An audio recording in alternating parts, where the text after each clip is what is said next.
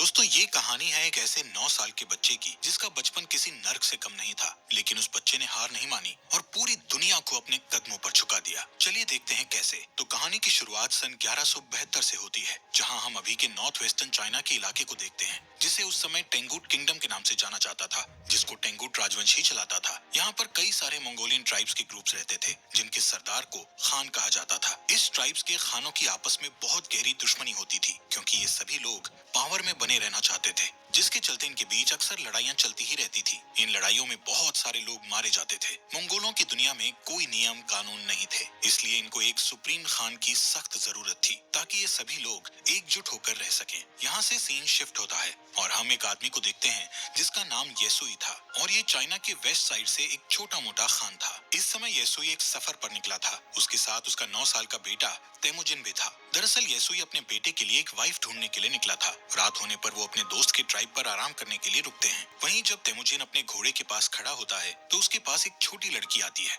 जिसका नाम बोटे था। वो उससे उसका नाम पूछती है और कहती है कि तुम यहाँ क्यों आए हो, जिस पर तेमुजिन उसे अपना नाम बताकर कहता है कि वो अपने फादर के साथ उसके लिए एक वाइफ ढूंढने के लिए आया है। तभी बोटे उससे कहती है कि तुम्हें मुझसे ही शादी करनी चाहिए। इतना कहते हुए वो वहाँ से चली जाती है। रात में जब तेमुजिन अपने फादर के पास बैठा होता है, तो उसके फादर उसे कहते हैं कि मुझे तुम्हारे लिए एक ऐसी वाइफ चाहिए जो सबसे ताकतवर समुदाय से हो। तभी तेमुजिन अपने फादर से कहता है कि मैं खुद ही अपने लिए लड़की चूज करूंगा। तेमुजिन की जिद के बाद उसके फादर उसे अपने दोस्त की ट्राइब से किसी एक लड़की को चुनने की इजाजत दे देते हैं। अब सुबह होते ही तेमुजिन के फादर उस ट्राइब की सभी लड़कियों को लाइन में खड़ा करके उनके पैरों को गौर से देखते हैं, क्योंकि उनका मानना था कि एक स्ट्रॉन्ग लेग्स वाली लड़की ही अपने पति को खुश रख पाती है। इसके बाद तेमुजिन एक एक लड़की को देखता जाता है और लास्ट में वो बोटे को अपनी पत्नी चुनता है और उन दोनों की शादी हो जाती है। लेकिन शादी होने के बाद भी वो दोनों आने वाले 5 साल तक एक साथ नहीं रह सकते थे, क्योंकि ये उनकी ट्राइब्स का नियम था। अब तेमुजिन और उसके फादर का यहाँ से जाने का समय हो जाता है। लेकिन जाने से पहले तेमुजिन बोटे को एक नेकलेस गिफ्ट करता हुआ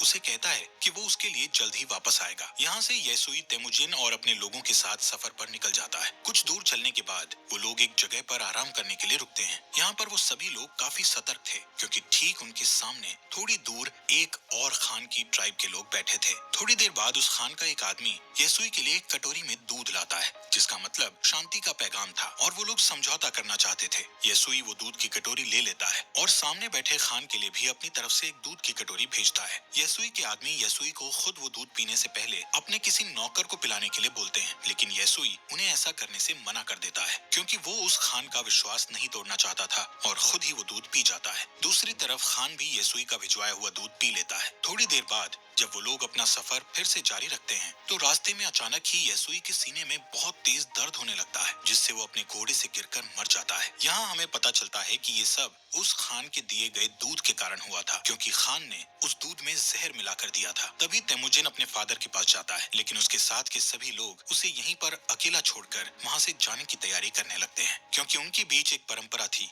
जिसमें उनका मानना था कि उन्हें किसी मजबूत इंसान को ही फॉलो करना चाहिए। अब जबकि येसुई जो उनका राजा था उसकी डेथ हो चुकी थी, इसलिए येसुई के लोग अपने लिए एक नए राजा की तलाश में निकल रहे थे। जिसके बाद तेमुजिन अपनी माँ के साथ अपने पिता येसुई का अंतिम संस्कार करता है। येसुई के पास जो बहुत सारी भेड़ें और बकरियां थी, अब वो सब येसुई के सबसे खास सैनिक, जिसका नाम टारगुटाई था, उसने रख ली थी। ये देखते हुए तेमुजिन की माँ उसे बद्दुआ देते हुए कहती है कि मेरा बेटा एक दिन तुम्हें ढूंढ कर जरूर मारेगा। टारगुटाई ये सुनकर सोच में पड़ जाता है कि कहीं आगे चलकर ये बच्चा उसे सच में ना मार दे, इसलिए वो उसे उसी वक्त मारने के लिए आगे बढ़ता है। लेकिन मंगोलों में एक रिवाज था जिसके हिसाब से किसी को मारने से पहले वो उसकी हाइट को उनके रथ के पहिए से नापते थे, और वो कभी भी बच्चों को नहीं मारते थे। जब टारगुटाई तेमुजिन की हाइट को उनके रथ के पहिए से नापता है, तो उसकी हाइट कम निकलती है और तेमुजिन अभी बच्चा था, इसलिए वो बच जाता है। लेकिन टारगुटाई उसकी माँ को बोलता है कि वो अगले साल तेमुजिन को मारने जरूर आएगा, और तब तक उसकी हाइट और उम्र भी बढ़ चुकी होगी। कुछ महीनों बाद जब सर्दी आ जाती है, तो तेमुजिन के पास छुपने के लिए कोई भी जगह नहीं थी। तभी उसे अपने फादर की बात याद आती है कि उन्होंने कहा था कि गॉड टेंगरी उनकी बुरे वक्त में मदद जरूर करेंगे, इसीलिए वो उस सीक्रेट माउंटेन की तरफ जाने लगता है, लेकिन रास्ते में अचानक उसका पैर बर्फ से जमी झील पर टिक जाता है और वो उस झील के अंदर ठंडे पानी में गिरकर डूबने लगता है। वो डूबकर मरने ही वाला था, लेकिन तभी वहाँ उसकी ही उम्र का एक लड़का जिसका नाम जमूखा था, उसे झील से बाहर लाकर उसकी जान बचा लेता है। यहाँ पर जमूखा और उसका बड़ा भाई तेमुजिन को अपने साथ घर ले जाते हैं और उसे खाना खिलाते हैं। तेमुजिन उसकी जान बचाने के लिए उनका शुक्रिया अदा करता है। इसके बाद जमूखा और उसका भाई अपने अपने हाथ पर कट लगाकर अपना खून दूध में मिलाकर तेमुजिन को वो दूध पीने को कहते हैं। तेमुजिन वो दूध पी जाता है और अब वो दो नहीं बल्कि तीन भाई बन गए थे। उन्होंने तेमुजिन को अपना भाई बना लिया था। अगली सुबह टारगुटाई अपने लोगों के साथ तेमुजिन को ढूंढता हुआ यहाँ आ जाता है ताकि वो तेमुजिन को जान से मार सके। टारगुटाई के लोग तेमुजिन को पकड़कर उसे अपने साथ मारने के लिए ले जाते हैं, लेकिन जब वो तेमुजिन की हाइट रथ के पहिए से नापते हैं तो अभी भी उसकी हाइट उतनी ही थी जितनी की पहले थी, जिस वजह से वो लोग तेमुजिन को तब तक के लिए कैदी बनाकर रख लेते हैं जब तक कि उसकी हाइट नहीं बढ़ जाती। इनके ट्राइब में एक बूढ़ा आदमी था जो कि कैद में तेमुजिन को रोज खाना खिलाता था और उसके जख्मों पर मलहम पट्टी भी करता था। कुछ दिनों बाद टारगुटाई फिर से तेमुजिन की हाइट नापता है, लेकिन अभी भी उसकी हाइट उतनी ही थी। इसी टाइम पर यहाँ बारिश होने लगती है और सभी लोग भागकर अपने अपने तंबू में चले जाते हैं। इसी बात का फायदा उठाते हुए वो बूढ़ा आदमी तेमुजिन को वहाँ से छुड़ाकर भगा देता है। तेमुजिन भागता भागता बहुत दूर चला जाता है। उसके गले में एक भारी लकड़ी का फंदा भी बंधा हुआ था, लेकिन कैसे भी करके वो उस पहाड़ पर जाता है जहाँ पर उसके फादर ने बताया था। वहाँ वो गॉड टेंगरी से विश मांगता है कि अचानक तेमुजिन को वहाँ एक सफेद भेड़िया दिखता है, जिसके तुरंत बाद उसके गले में बंधा हुआ लकड़ी का फंदा भी अपने आप ही खुलकर नीचे गिर जाता है। यहाँ से सीन कट होता है और हम सन 1186 में तेमुजिन को देखते हैं, जो कि अब एक नौजवान लड़का बन चुका था। लेकिन तेमुजिन अभी भी टारगुटाई के लोगों से बचकर भाग रहा था। कई सालों से टारगुटाई के लोग तेमुजिन को ढूंढ रहे थे और एक दिन वो तेमुजिन को ढूंढ ही लेते हैं और उसे पकड़कर फिर से कैदी बनाकर उसी लकड़ी के फंदे में रखते हैं जिसमें उसे बचपन में रखा गया था। अब क्योंकि तेमुजिन की हाइट और उम्र बढ़ चुकी थी, इसलिए उसके मरने के चांसेस बहुत ज्यादा थे, लेकिन टारगुटाई उसे जान से नहीं मारता क्योंकि वो उसे अपनी जान की भीख मांगते हुए देखना चाहता था। लेकिन तेमुजिन टारगुटाई से बोलता है कि मैं खुशी खुशी मर तो सकता हूँ, लेकिन तुम्हारे आगे अपनी जान की भीख कभी नहीं मांगूंगा। ये सुनकर टारगुटाई उसे टॉर्चर करना शुरू कर देता है और उसे कहता है कि अब मैं तुम्हें धीरे धीरे तड़पा तड़पा कर मारूंगा। यहाँ पर हम देखते हैं कि वो बूढ़ा आदमी अभी तक जिंदा था और वो फिर से तेमुजिन के पास जाकर उसे पानी पिलाता है। उसी दिन शाम को जब सभी लोग आपस में बिजी थे तो टारगुटाई तेमुजिन के पास अकेला उससे बात करने जाता है। इसी बात का फायदा उठाकर तेमुजिन उसी लकड़ी के फंदे से जिससे उसे बांधा गया था उससे टारगुटाई को मारकर वहाँ से भाग जाता है।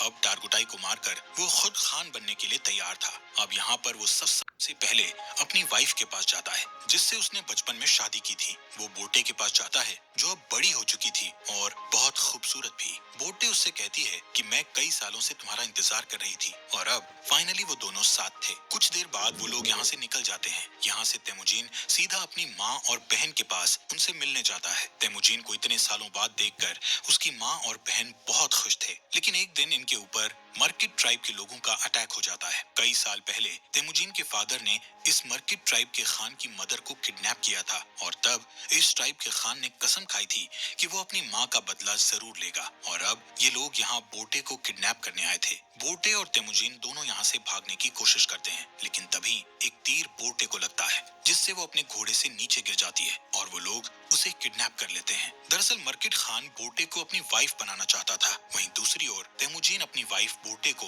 वापस लाना चाहता था, जिसके लिए वो अकेला काफी नहीं था। इसलिए वो मदद के लिए अपने पुराने भाई जमूखा के पास जाता है। यहाँ जमूखा भी एक ट्राइब का खान था जो कि बहुत पावरफुल ट्राइब थी। जमूखा तेमुजिन की मदद करने के लिए तैयार था, लेकिन लड़ाई के लिए वो तेमुजिन को 1 साल का इंतजार करने के लिए कहता है क्योंकि उसे बाकी ट्राइब्स पर अटैक करके उन्हें अपने अंडर लेना था। समय के साथ साथ 1 साल भी बीत जाता है और वो वक्त आ जाता है जब वो दोनों भाई मिलकर अपनी सेना लेकर मर्किट ट्राइब पर अटैक करते हैं। लड़ाई में वो सभी लोगों मर्किट ट्राइब के खान और उसकी सेना को मारकर उनका जरूरी सामान अपने साथ उठा लेते हैं। वहीं एक टेंट में बोटे बैठी थी जो कि प्रेग्नेंट थी। इसके बावजूद भी तेमुजिन उसे अपना लेता है। उसी रात ये लोग अपनी जीत का जश्न मनाते हैं और तेमुजिन के साथ और भी कई लोग जुड़ जाते हैं जो उसे वहाँ मिले सामान को सभी में बांटने के लिए कहते हैं, जिसमें से तेमुजिन सिर्फ 10% सामान ही अपने पास रखता है और बाकी 90% वहाँ के लोगों में बांट देता है। तेमुजिन उन मरे हुए लोगों के परिवारों को भी कुछ सामान देता है जिन्होंने लड़ाई में अपनी जान गंवाई थी। तभी यहाँ जमुखा के दो लोग ये सब देखते हैं और तेमुजिन की ट्राइब के साथ जुड़ जाते हैं। अब क्योंकि मंगोल्स में शुरू से ही ये नियम था कि वो अपने खान को खुद ही चुन सकते थे, जिसमें जमुखा चाहकर भी कुछ नहीं कर सकता था। लेकिन ये देखकर कि उसकी ट्राइब के दो लोग तेमुजिन की ट्राइब में चले गए हैं, उसके मन में तेमुजिन के खिलाफ दुश्मनी बढ़ जाती है। नेक्स्ट सीन में तेमुजिन के आदमी जमुखा के आदमियों को उनके घोड़े चुराते हुए देख लेते हैं। तभी जमुखा के आदमी बचकर वहां से भागने लगते हैं, जिसके बाद तेमुजिन के आदमी गुस्से में गलती से उन्हें जान से मार डालते हैं। लेकिन जब वो लोग जमुखा के उन लोगों को देखते हैं तो उन्हें पता चलता है कि उनमें से एक आदमी जमुखा का बड़ा भाई था। और अब जैसे ही जमुखा को इसके बारे में पता चलता है तो वो तेमुजिन को जान से मारने की ठान लेता है, क्योंकि उसे अपने भाई की जान का बदला लेना था। जिसके लिए जमुखा आसपास के और ट्राइब्स के खानों से हाथ मिला लेता है और अपनी एक बड़ी ट्राइब बनाकर तेमुजिन की ट्राइब पर अटैक कर देता है। तेमुजिन जानता था कि वो लोग ये जंग नहीं जीत सकते, क्योंकि उसके पास इतने सैनिक नहीं थे जितने जमुखा के पास थे। इसलिए वो अपनी ट्राइब की औरतों और बच्चों को वहां से जाने के लिए कहता है और बाकी लोगों को लड़ने के लिए बोलता है। इस लड़ाई के बीच तेमुजिन अपने सैनिकों के साथ हार जाता है और जमुखा उसे और उसके सैनिकों को बंदी बना लेता है। जमुखा तेमुजिन को अभी भी भाई बोलता था, लेकिन वो अपने बड़े भाई की जान का बदला लेना चाहता था। इसलिए वो तेमुजिन को अपनी जान बचाने के लिए गिड़गिड़ाते हुए देखना चाहता था। इसके बाद वो तेमुजिन को अपना गुलाम बना लेता है और किसी और ट्राइब के लोगों को बेच देता है, जहाँ सजा के तौर पर तेमुजिन को रेगिस्तान में काफी दूर पैदल चलना पड़ता है। बहुत दूर चलने के बाद ये लोग एक शहर पहुंच जाते हैं जहाँ टेंगुट डायनेस्टी का शासन था। ये लोग तेमुजिन को एक जगह बैठाते हैं ताकि दूसरे लोग उसको देखकर उसे खरीद सकें। एक दिन इस सल्तनत का राजा बाजार आया हुआ था। तभी वो तेमुजिन को देखता है और उसे चंद पैसों में खरीदने के लिए अपने लोगों से बात करता है। लेकिन उस राजा के लोग तेमुजिन को खरीदने से उसे मना करते हैं, लेकिन फिर भी वो तेमुजिन को खरीद लेता है। इसके बाद तेमुजिन को एक पिंजरे जैसे कमरे में रखा जाता है जो शहर के बीचों बीच था, ताकि बाहर से लोग उसे देखकर हंस सकें और उसका मजाक उड़ाते हुए मस्ती कर सकें। यहाँ पर तेमुजिन को देखने के लिए एक बुद्धिस्ट मंक हर रोज आता था और उससे माफी मांगता था। एक दिन तेमुजिन बुद्धिस्ट मंक के साथ एक समझौता करता है कि अगर तुम मेरी वाइफ को ढूंढोगे तो मैं आगे चलकर इस गांव को कभी नुकसान नहीं पहुंचाऊंगा। जिसके बाद वो बुद्धिस्ट मंक बोटे को ढूंढने के लिए रेगिस्तान में निकल जाता है। लेकिन बुद्धिस्ट मंक एक बूढ़ा इंसान था, इसलिए वो गर्मी के मारे बेहोश होकर वहीं मर जाता है। वहीं खुशकिस्मती से बोटे को उस मरे हुए बुद्धिस्ट मंक के पास वही नेकलेस मिलता है जो उसे तेमुजिन ने दिया था, जिससे उसे पता चल जाता है कि तेमुजिन अभी भी जिंदा है। इसके बाद बोटे अपने पति को ढूंढने के लिए शहर में निकल जाती है और यहाँ पर उसे तेमुजिन एक पिंजरे में बंधा हुआ मिलता है। उसी रात बोटे यहाँ के सिपाही को रिश्वत देकर तेमुजिन को यहाँ से भगा लेती है और तेमुजिन देखता है कि उसका बेटा बड़ा हो चुका है और बोटे की एक बेटी और भी है। बोटे तेमुजिन को घर ले आती है। यहाँ अब पूरा परिवार हंसी खुशी रहने लगता है। एक दिन बोटे तेमुजिन से कहती है कि सभी मंगोल्स एक जैसे ही होते हैं, सभी चोरी करते हैं और एक दूसरे को मारते हैं। मंगोल्स के लिए ये चीज एक आम बात है, लेकिन बोटे की इस बात का तेमुजिन पर बहुत गहरा प्रभाव पड़ता है और वो अपनी फैमिली को छोड़कर वहाँ से निकल जाता है। वो डिसाइड करता है कि अब वो सभी ट्राइब्स को मिलाकर एक नया मंगोल राज बनाएगा, जिसमें सभी के बीच नियम और कानून होंगे। तेमुजिन अब डिसाइड कर चुका था कि अगर इस काम को पूरा करने के लिए उसे किसी की जान भी लेनी पड़े तो वो पीछे नहीं हटेगा। वो 3 नियम बनाता है, जिसमें पहला नियम था कि औरतों और बच्चों को कभी नहीं मारा जाएगा। दूसरा नियम था कि दुश्मन से मरते दम तक लड़ा जाएगा और तीसरा नियम ये था कि कोई भी अपने खान को धोखा नहीं देगा। यहाँ से सीन कट होता है और हम सन 1196 को देखते हैं, जहाँ कई साल पहले तेमुजिन ने कसम खाई थी कि वो मंगोल की बड़ी आर्मी बनाएगा और अब उसने बहुत सारे ट्राइब्स को जीतकर एक साथ जोड़कर एक बड़ा मंगोल बना लिया था। अब उसके रास्ते में एक ही रुकावट थी जो उसको राजा बनने से रोक रही थी, और वो रुकावट और कोई नहीं बल्कि उसका भाई जमुखा ही था। जमुखा के पास भी एक बहुत बड़ी आर्मी थी और वो दोनों एक जंग के मैदान में अपनी पूरी आर्मी लेकर लड़ाई के लिए तैयार थे। यहाँ पर तेमुजिन जमुखा को उसका भाई होने के नाते उसके साथ जंग करने की बजाय उसको समझाना चाहता था, लेकिन जमुखा जल्दबाजी में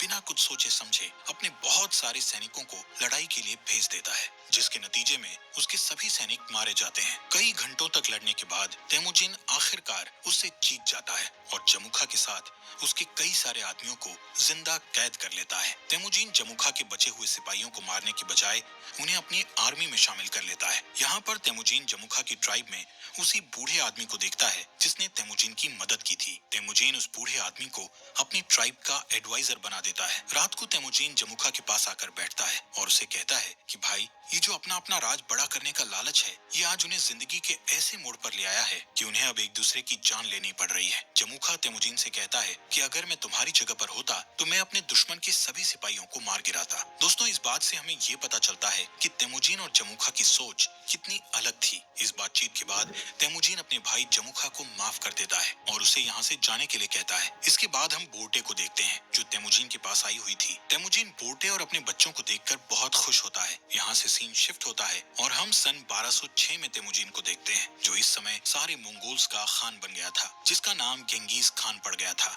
और उसे एक और नाम से भी जाना जाने लगा था, जो कि था चंगेज खान। इसके बाद उसने पूरे के पूरे टेंगुट साम्राज्य का खात्मा कर दिया था और एक नए सिरे से साम्राज्य की स्थापना की। उसने मोनेस्ट्री शहर को उस मंक की आखिरी इच्छा समझकर छोड़ दिया, क्योंकि उस मंक ने तेमुजीन से कहा था कि अगर मैं तुम्हारी पत्नी को ढूंढकर तुम्हारे बारे में बता दूं तो तुम इस मोनेस्ट्री शहर को तबाह नहीं करोगे। और आगे चलकर ये मोनेस्ट्री शहर मंगोल साम्राज्य का फाउंडर बना, एक ऐसा साम्राज्य जो कि इतिहास के सबसे बड़े साम्राज्यों में से